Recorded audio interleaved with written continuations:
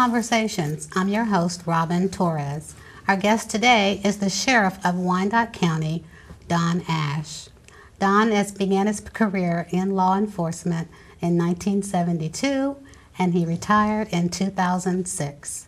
During his tenure at the Kansas City, Kansas Police Department, Don served in many areas, including patrol, research and development, media relations officer, the DARE program coordinator, and accreditation officer, just to name a few. Don continues to serve in various leadership positions, and he's here to share his very interesting story with us. Thank you, Don Ash, for being with us today. Thank you, Robin. It's good to be here. Well, thank you. You are a longtime resident of Wyandotte County, lifelong resident. Where did you go to school? I went to school at Stony Point South Elementary School, Arrowhead Junior High School, and graduated from Washington High School in 1971. Okay. I graduated Washington High School also, so Go Wildcats. I believe it still looked the same with the glass hallway, but now it's gone, I believe, and that was always a neat thing to go through. So you decided to go into law enforcement very early. Yes, I did. I had a job out of high school working in a warehouse in Fairfax for Hallmark cards. Okay. And of course it was very dusty and hot. It was not air conditioned, and so I concluded very quickly that that wasn't the kind of work I felt like I wanted to do for a lifetime. And when I read a newspaper ad in the Kansas City Kansan that the police department was looking for young men and women that had completed high school and were interested in potentially a career in law enforcement, and they were willing to help pay for college attendance at the then Kansas City, Kansas Junior College, I was all for it. So I put my application in and was one of the successful candidates at that time. Okay, so and you've held many positions while at the police department throughout those years. The DARE program I'll talk about just for a second. I remember working at Hawthorne Elementary School where they had the DARE program there, and it was very helpful, and I know because of budget constraints that program had to be phased out. Do you hope that that is revised or that it comes back to life within a couple of years, hopefully? Well, I invested 6 years of my career life in the DARE program and the GREAT program here in Kansas City, Kansas with the police department, and thoroughly enjoyed my working relationship with the schools, with every school district. As the program coordinator and supervisor for the unit, I had responsibility to work with each of the districts and all of the committed people, primary education. It was tremendously successful, in my opinion, for the 10 years that we presented the program here. And I do believe we started to see, a real change in the atmosphere and attitude, the relationship between the community and the police while we were doing that. Incidentally, community policing started about the same time in Kansas City, Kansas. And DARE and GREAT are really nothing more than school-based community policing programs. Now, for those that don't know, what did DARE stand for? DARE was an acronym that stands for Drug Abuse Resistance Education. And likewise, GREAT was Gang Resistance Education and Training. The DARE program we focused very heavily on. It's designed as an early intervention and prevention program, and we invested very heavily in the elementary schools. And we conducted a program with kindergarten through 5th graders. That's the exit grade in the Kansas City, Kansas school district to middle school. GREAT targets more of the middle school students. DARE has a middle school component and also a high school component. And in fact, I also went and got certified as a DARE middle school instructor, and we did some limited middle school DARE here in Kansas City, Kansas. I worked with students at Central Elementary School and in the Turner School District, the former Highland Middle School, and at Piper Middle School as well. And so we conducted the middle school program for a few years, and then we worked with some of those same middle schools with the GREAT program. Who does those certifications for those programs? Well, the DARE program was copyrighted. It was actually developed by Daryl Gates, who was chief of police at the Los Angeles Police Department at the time. And so the Los Angeles Police Department and the LA Public Schools collaborated to develop the curriculum, and they owned it. There's a not-for-profit organization called DARE America that, that handles a lot of the business aspects of it, and they very closely supervise the training seminars that certified officers that were selected. It was very rigorous. It was 80 hours of training that we had to go to Topeka for, and we did not commute. We actually stayed there, and you had to demonstrate all of the competencies and become familiar with the curriculum and so forth. Not all officers that were sent to DARE certification training were certified. Some were, rejected, if you will, and we didn't have any rejected, but not everybody that went was certified, so they were very protective of it. The GREAT curriculum was developed by actually Bureau of Alcohol, Tobacco, and Firearms, ATF, and so they supervised and oversaw the training and certification. It was set up very much like the DARE program. What was the success of both of those programs that we had here? Well, I think they were very successful, and that's one of the criticisms of both programs was, well, how can we really quantify that? And that is problematic. How can you measure the success of something that hasn't occurred yet? Both programs are designed to prevent use. How can you measure prevention if somebody never chooses, for example, to use? And so, that's controversial somewhat, but we saw a lot of anecdotal evidence here of the relationship building between the students and the communities, the school communities and the surrounding neighborhood communities in support of, the DARE program and the GREAT program. We actually saw incidents of violence and drug possession, at least, at the schools. We were able to measure those in comparison to the years before we started doing DARE and after we did DARE. And we had a lot of anecdotal evidence that the program was, tremendously successful there. We did see incidents of some of those activities significantly reduced over the 10 years that we did the programs. Well, hopefully they can come back with something like that in the future. I would love to see us do something. Now the police department's moved to having the school resource officer program in the high schools, and I think that's a good program too. I think those are necessary programs. In terms of being effective prevention programs, however, all of the literature will suggest that you need early childhood education and intervention in order for it to be successful. That's correct. Okay, well, we're going to take a break, and we're going to be right back with Don Ash, the Wyandotte County Sheriff. Travel advisories to small business loans, government car auctions to finding a new job. To get information, go to the official source, usa.gov. Hi, and welcome back. We're here with the Sheriff of Wyandotte County, Don Ash, and we're here to ask him a couple of more questions. So, okay. What made you decide to run for Sheriff of Wyandotte County? Well, actually, after I took my pension and left the police department, I did that primarily based on the fact that I was maxed out in the pension system, but I wasn't necessarily ready to quit working.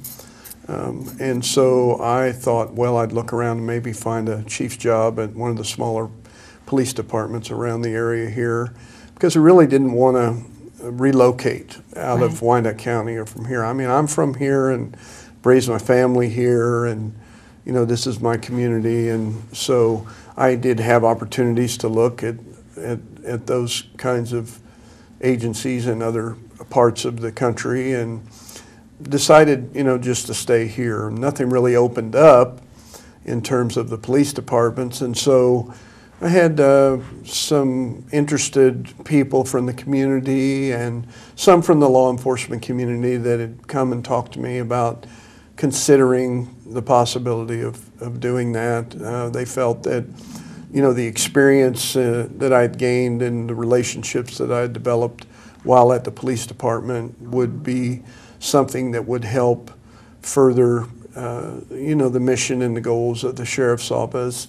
I think many people had become dissatisfied with what had become the status quo there, and so they were looking for, you know, a new direction, a change. And so, after much counseling with my family and my mentors and some, you know, close confidants and people that I really trust and rely on their judgment, I considered to give it a go. Okay. You won, and now you're the sheriff. What was the transition like between being a police officer for 35 years to now being the sheriff? What was that transition like? Well, it was a little bit larger transition than maybe I had initially anticipated. Today, actually, is my 39th year anniversary of starting as a police cadet with the police department. It was February 7, 1972, so that's really fitting that we do this, I think, today. But there really was a huge learning curve for me making the switch from the municipal police side to the county sheriff's side. For example, for many years at the city, we had a small city jail. And even as a cadet, I had the opportunity to work in the city jail. But it was mostly just very temporary housing until people who had been arrested could see the judge next day or within a couple of days, and, you know, then they were going to get back out. And so I really didn't know anything about correction or detentions or jails, really, to speak of. My experience had been, well, we bring them to the jail and we leave them off at the front door, and then, you know, the police officers leave and they go back out to work. And there's just a tremendous amount to learn with regard to a detention facility, the size and the nature of the Wyandotte County Detention Center.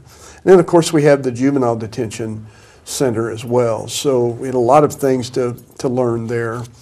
The sheriff's office is much more involved, almost exclusively, not completely, but almost exclusively in the civil side of the law. There are a lot of things that we do with regard to court orders and serving papers to people, subpoenas, notices to appear, replevin orders, evictions. Replevin orders. What is that? Replevin order would be if somebody's getting their car repossessed, for example, or some property repossessed that maybe they had a loan for, and they've defaulted on the loan, and so the company, the car dealership or the car company or the lending institution has you know, filed a court motion to repossess their property, and so we do a lot of that. So when you first came in, then were there any immediate changes you wanted to make, or did you want to get in and just kind of see how things were going? Well, the first thing I think that we had determined that needed to be done was that we really just need to try to do a very quick but as thorough as possible assessment and analysis of the organizational structure, the various functions of the sheriff's office, what they were, which ones could be aligned together in a organizational structure that might support one another. What, you know, I had to become familiar with the people, who they were, what their experience was, what their education levels were, their unique strengths and weaknesses, capabilities and competencies, to evaluate where we were strong, where we needed to improve, where there might have been weaknesses or deficiencies. And over a period of approximately 6 months, we tried to do that and affect as little change as possible just to give everybody an opportunity to get used to the change. The former sheriff had been in office for 10 years. And that's what I was going to ask you. Were there any resistance? Did you notice anything about you coming in, that sheriff going out? Anyone sour over it, or how well were you received? I was very well received, and most everyone in the organization worked, very hard at making me and Under Sheriff Larry Rowland, who came in with me, to make us feel at home, to help us learn, to accept us. And there were some individuals that the transition was very, very difficult for, and I certainly understand that because, they had been in their situation for a good number of years, and had developed very close relationships and so forth.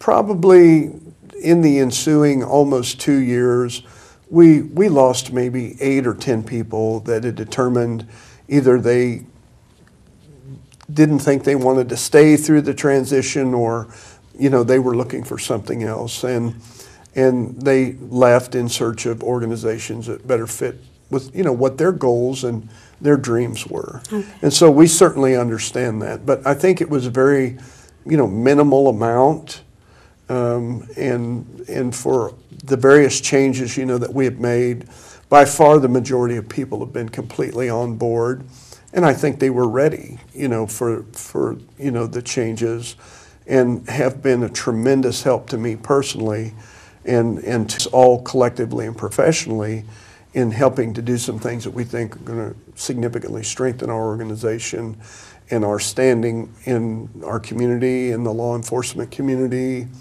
and help us better serve the citizens of Wyandotte County. Okay. We're going to take a quick break, and I want to talk about the rest of the sheriff duties when we come back. And we'll be right back with Wyandotte County Sheriff Don Ash. Travel advisories to small business loans, government car auctions to finding a new job. To get information, go to the official source, USA.gov. Hi, and welcome back. We're here with the Sheriff of Wyandotte County, Don Ash, and we're going to continue talking about the sheriff duties there. And I wanted to come back to the different warrants that you go out and have to serve, whether it be child support, custody, repossessions of property, or evictions. How do you determine which one is on the high priority list where you have to have another deputy or other backup with you when going to carry these out? Well, the deputies who are responsible for these duties usually do a little background record checking on the individuals that are listed. Some of them, unfortunately, are very familiar to some of the deputies. They may be what we refer to as frequent flyers sometimes, unfortunately, and so they might have a heads up, or they might know, or something in their background checking would, indicate that the person has a significant criminal history record or something of that nature, and so they'll be sure that they have adequate backup before they go to serve those. Okay. Let's turn the page to the Wyandotte County Jail. Any processes changed since you've become sheriff, or the process is still the same as far as intake of the different individuals? Well, most of the processes are the same, Robin. Our facility is undersized, and it's understaffed and a little bit underfunded, but the funding piece, is part of a larger funding problem that all of governments everywhere, are having on the federal, state, and even the local level. And we've all worked together very well to work our way through those things. But we are in the process of increasing our staffing at the detention center, and the adult detention center, and the juvenile detention center as well. Once we have adequate human resources there, we believe we'll be able to restructure and reorganize some of our processes, our policies, our programs and procedures that will actually help us run a more effective detention center.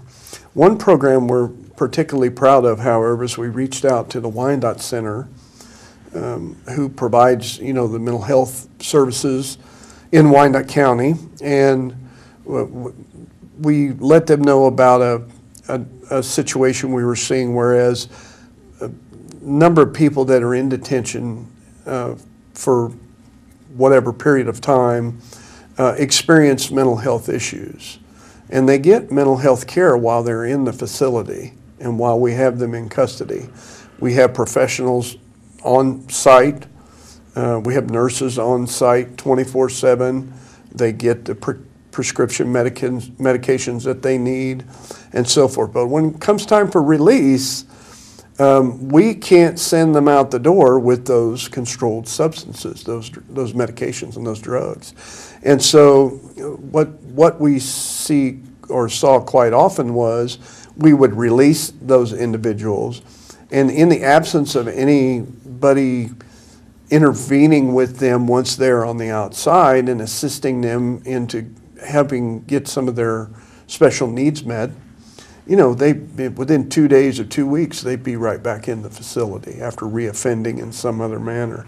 And so Wyandotte Center collaborated with us, and we actually have one of their staff people that works on site in the detention center, works very closely with our mental health professionals and our medical providers.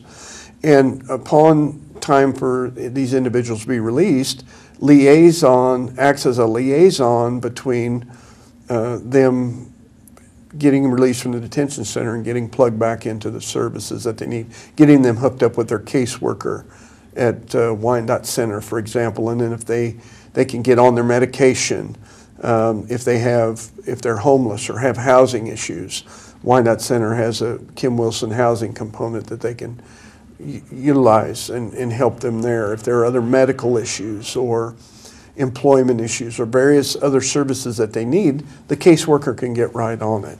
And we have seen some very early indications and successes after only a few months that program is helping our people, our residents and our citizens when they get released from custody from the detention center. That sounds great. And I'm sure that they offer assistance for the families of juvenile offenders, so that the parents are involved in that process as well.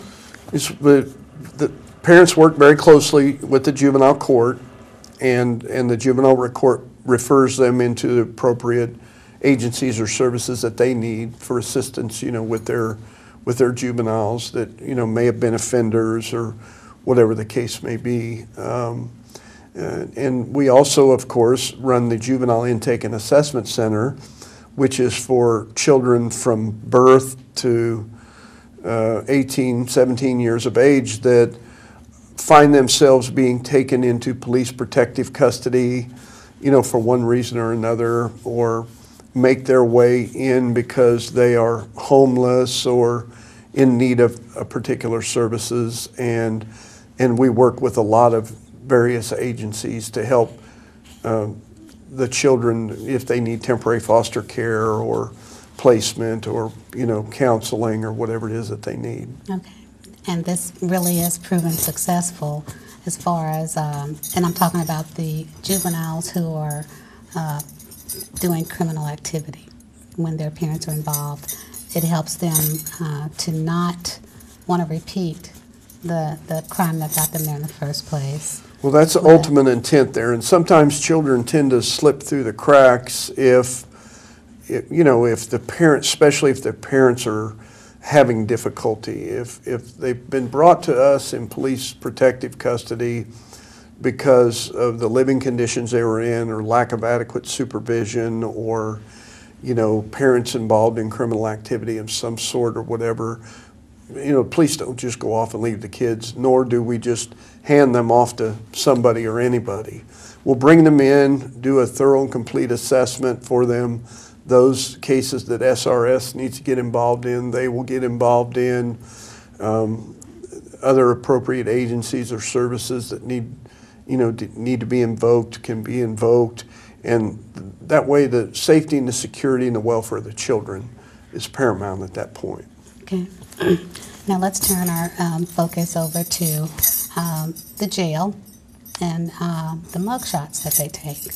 And one thing that I find interesting is some take funny pictures. I don't know if they think it's a photo contest, but some take funny pictures and some not. But I've also noticed that some have pictures taken of their tattoos. Is there a reason for that? Well, yes, tattoos are identifiers and help, law enforcement agencies positively identify people. Of course, tattooing and body art has become very popular in contemporary culture, contemporary society, and oftentimes, is very unique and specific, certain as individuals seek to, for self-expression.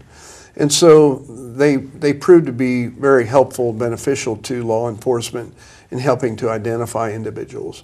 It also helps sometimes if victims, people who are victimized, can take notice of, tattoos or special body art or markings that might be unique in helping identify and be sure we even get the right suspect placed into custody. So that has really become more prevalent in law enforcement over the last couple of decades than it was back in 1972 when I started. Okay. Are you happy that you have made the decision to become sheriff of Wyandotte County?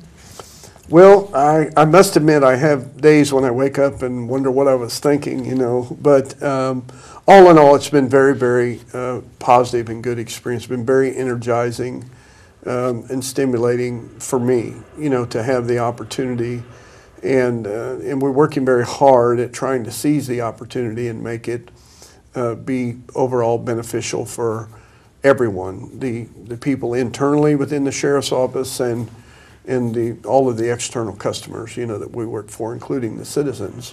What we do, particularly with respect to detention, is very, very important and critical to the overall safety and security of our community. Unfortunately, there are just a certain segment of society that probably do not belong in polite society with the rest of us. And so I think we see, evidence of that as we've seen the crime rate significantly reduced over a period of time. And in this most recent year, Chief Armstrong has reported double-digit reduction in the crime rate and in violent crime. Part of that, I believe, firmly is because we have some of the right 500 people, in custody at any given day. And they're not out there to be able to prey on society. So it's a very, very important component, the police working with the sheriff's office in order to keep the community safe. Well, in addition to being a sheriff, you also serve on many boards. But we're going to wrap this up because I want to talk about your other personal duty, and that is that you coach. Yes. And we have just about a minute or less. Could you talk about how you got into coaching and why? Well, I think I coached my first team with my sister's softball team. I think I was 16 years old, and she was 11 or something because nobody else would do it. So this other teenage friend of mine and I, we did it, But and I enjoy teaching. I think that's why the DARE program works so well for me and so forth. And many have suggested maybe I actually missed my true calling. I don't know. But I enjoyed the teaching and the coaching and the mentoring aspect of it. And I was always involved in sports, extensively as a kid. And even as an adult, played competitively in softball and even basketball leagues until just a few years ago. But it always, was fun and exciting for me, and it was something outside of law enforcement. When the opportunity presented itself to be able to coach at Piper Middle School, I seized it. I think I'm on my 20th or 21st season there now, and I just really love being with the kids, working with them, seeing them grow and develop in the sport, seeing them grow and develop as young men. And what we try to do is show them and teach them that a lot of the skills and the things that you will learn in sports, like self-discipline and commitment and teamwork and perseverance and getting up when you're knocked down, and all of those kinds of things are skills that will serve you well in life in whatever endeavor you do, even outside of sports. And it's fun, to see the young men develop that way. Well, thank you, Sheriff, for being with us today and sharing your story. We have certainly enjoyed hearing it, and you are more than welcome to come back and visit us on Conversations. Okay, that'd be fun. Okay. Thank you. Thank you very much for joining us, and we'll see you next time on Conversations.